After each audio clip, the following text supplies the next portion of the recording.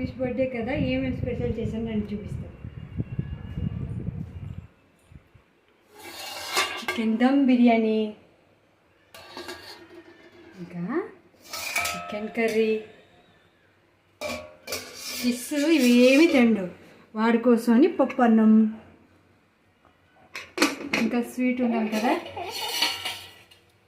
పాయసం చేశాను. రుచి రైస్ పాయసం, దాంతోపాటు పన్నీర్ కర్రీ, ఇంకా రైస్ కొద్దిగా, రైతా, ఇంకా ఉంది. స్వీట్ చూపిస్తాను. కేక్ ఇంకా తేలేదు.